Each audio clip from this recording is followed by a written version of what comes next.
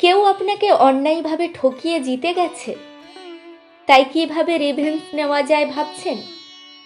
ছেড়ে দিন, ছেড়ে দিন সে ভাবনা।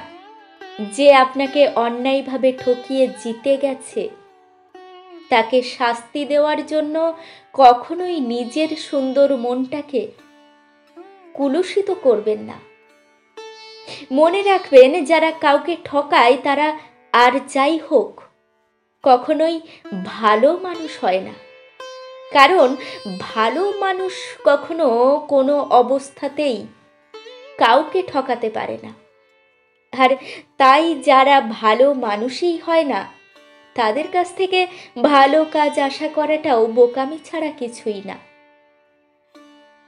কিন্তু তাই বলে কি রিভেঞ্জ নিতে নিষেধ করতে চাচ্ছি ভাবছেন? না না, একদমই তা নয়। রিভেঞ্জ কেন নিবেন না? রিভেঞ্জ তো অবশ্যই নিবেন, কারণ ক্ষমা করাটাকে আজকাল দুষ্টু লোকেরা মহত্ব না ভেবে দুর্বলতা মনে করে।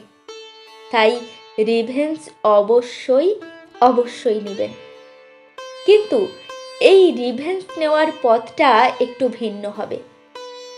আপনি চান বা না চান, মানুন কিংবা না মানুন, তবে জেনে রাখবেন, রিভেঞ্জ অব দ্য নেচার বলে একটা কথা আছে, যাকে বাংলায় আমরা প্রকৃতির প্রতিশোধ বলে থাকি।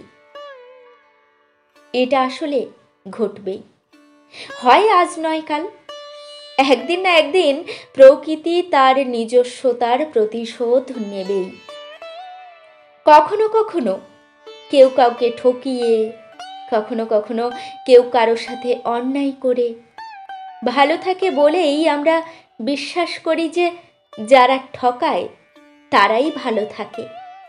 হ্যাঁ, তারা অবশ্যই ভালো থাকে, তবে তাদের এই ভালো থাকাটা সাময়িক। ওই যে কথায় আছে না, প্রকৃতি ছাড় দেয় কিন্তু ছেড়ে দেয় না। তাদের ওই ভালো থাকাটা হচ্ছে প্রকৃতির ছাড় দেওয়ার অংশবিশেষ, আর ছেড়ে না দেওয়াটা হচ্ছে প্রকৃতির প্রতিশোধ। তাই কোনো রকম রাগ, ক্ষোভ, অভিমান, ঘৃণা না রেখে সবচেয়ে বড় রিভেঞ্জ নেওয়ার চেষ্টা করুন।